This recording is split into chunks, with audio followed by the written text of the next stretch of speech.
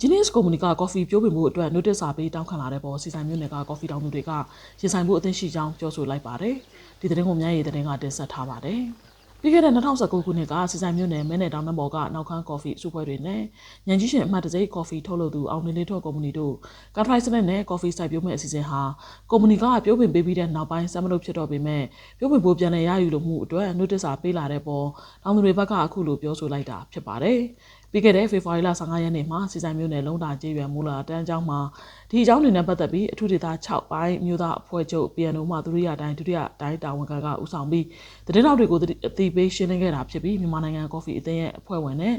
ကော်ဖီစိုက်ရေးကတိုးချဲ့ရေးနဲ့ကော်ဖီပြပပို့ကုန်မြင့်တင်ရေးလုပ်ငန်းမှာတောင်သူကိုယ်စားလှယ်အနေနဲ့တာဝန်ယူထားသူဖြစ်ပြီးနောက်ခန်းကော်ဖီအစုအဖွဲ့ဦးဆောင်သူလည်းဖြစ်သူဦးခုံမြင့်ညွန့်က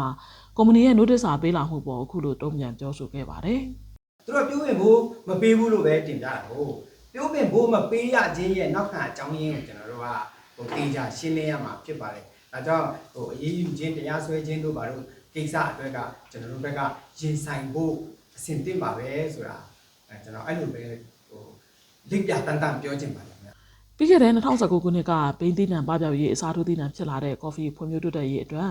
ကုမ္ပဏီနဲ့ကော်ဖီပူပေါင်းစိုက်ပျိုးထုတ်လုပ်ကြဖို့ဒေသတိုင်းတာဝန်ခံတွေဟာရွာငံမြို့နယ်ကိုတွားရောက်လေ့လာခဲ့ကြပြီးသဘောတူညီခဲ့ကြတာဖြစ်ပေမဲ့အခုလို notice စာပေးလာတဲ့ပေါ်ဒုတိယတာဝန်ခံဦးခွန်လွမ်းကွမ်းကအခုလိုပြောပါတယ်။ဝစီကရိုဒါတနီခါကုမင်ထန်ဝစီက ilan tree นะแต่ကချိုးစားတဲ့အတီးအောင်စားတဲ့အောင်နေနေချေစနေနော်ဥပမာနတရာရခေငုံနော်လေးစေရခေငုံနော်တော့ခန့်အောင်မနေnào tại vì lần trì tại vì tại lần trì đó vì cả lần trì đó là tại vì tại lần trì đó bạn tham dự bạn ပြီးခဲ့တဲ့2015ခုနှစ်ကတည်းက USAID ရဲ့ကူညီထောက်ပံ့မှုနဲ့ World Rock International ရဲ့ coffee သီးနှံတောင်းပန်ခွင့်ဆက်ပြောင်းလဲခြင်းစီမံရေးကြောင့်မြန်မာ coffee ဟာအထူးတန်း coffee ထုတ်လုပ်နိုင်ကြောင်းကမ္ဘာကသိရှိခဲ့ပြီးဈေးကွက်တွေလည်းကျယ်ပြန့်လာခဲ့ပါတယ်။ဒါကြောင့်တောင်တန်းတွေနဲ့တာယာလှပပေမဲ့သီးနှံစိုက်ပျိုးစရာမြေပြတ်နေပါတဲ့မဲနယ်တော်ဒေသကတောင်သူတွေဟာစိုက်ကနေပြီးဈေးကွက်အနေထားကြောင့်မုံညက်မုံလာတို့စတဲ့သီးနှံတွေကိုစိုက်ပျိုးဖို့ခက်ခဲပြီးဘိန်းတသိကိုသာအားပြုခဲ့ရပေမဲ့ရွာငံဒေသရဲ့ coffee စိုက်ပျိုးထုတ်လုပ်မှုကကြွကြားလာပြီးတဲ့နောက်အစားထိုးသီးနှံဖြစ် coffee ကိုရွေးချယ်စိုက်ပျိုးလာကြတာဖြစ်ပါတယ်။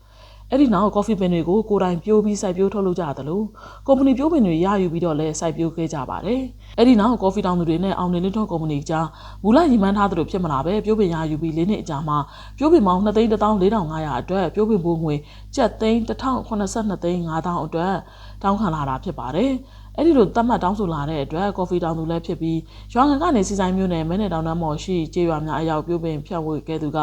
notice စာပေးခံရတာနဲ့ပတ်သက်ပြီးစိတ်မကောင်းဖြစ်ရတယ်လို့ဆိုပါတယ်တော်ကောင်စားငါလည်းတခိုးတမြလည်းမဟုတ်ပါဘူးတရားဆွဲတာဘယ်လိုလုပ်မလို့လားခိုးလည်းကျွန်တော်မခိုးရဘူးဒါလားကျွန်တော်ပဲစိတ်တော့ခါစားရတာပေါ့နော်ဒါလည်းကားသမားဆိုတော့လားဖက်ဆာကျတော့ရှာတယ်မရှိတယ်မလားပြောပါစမ်းပါလေစိတ်တော့ခါစားနေတာဗျပြီးခဲ့တဲ့မတ်လ2ရက်နေ့တောင်သမားနေ့အခမ်းအနားမှာနောက်ခန်းကော်ဖီအစုအဖွဲ့ကဒေသအတွင်းကော်ဖီဖွံ့ဖြိုးတိုးတက်ရေးလုပ်ငန်းတွေကိုအောင်မြင်အောင်ဆောင်ရွက်နိုင်တဲ့အတွက်ရှမ်းပြည်နယ်အစိုးရအဖွဲ့ကဂုဏ်ပြုမှတ်တမ်းလွှာပေးအပ်ခဲ့ပါတယ်။အဲဒီနောက်ရှမ်းပြည်နယ်ဝန်ကြီးချုပ်ကနောက်ခန်းကော်ဖီအစုအဖွဲ့မှဂုဏ်ပြုမှတ်တမ်းလွှာလာရောက်လက်ခံတဲ့တောင်းသူတွေကိုပြုပင်ဖို့ကိစ္စနဲ့ပတ်သက်ပြီးအခမဲ့ပေးရခြင်းမဟုတ်ပဲပြုပင်ဖို့တဝက်ကိုပေးချေရမှာဖြစ်ပြီးအဲဒီတန်ဖိုးကိုလည်းအရေးကြီးတဲ့လအကန့်အသတ်တွင်ပေးချေနိုင်တဲ့သဘောတရားတွေကိုရှင်းလင်းပြောကြားခဲ့တာကိုတွေ့ရပါတယ်။အောင်နေနေတို့ကုမ္ပဏီကတော့နောက်ခန်းကော်ဖီအစုအဖွဲ့ရဲ့သတင်းစာရှင်းလင်းပွဲကျင်းပတာကိုပွဲမတိုင်မခင်ကတည်းကရှင်းနေကတဆင့်ကန့်ကွက်စာထုတ်ပြန်ထားပြီးသတင်းတောက်တွေကဆက်သွယ်မေးမြန်းရမှာလည်းပြန်လည်ဖြေကြားခြင်းမရှိခဲ့ပါဘူးဒီသတင်းကိုမျှရည်သတင်းကတင်ဆက်ထားပါတယ်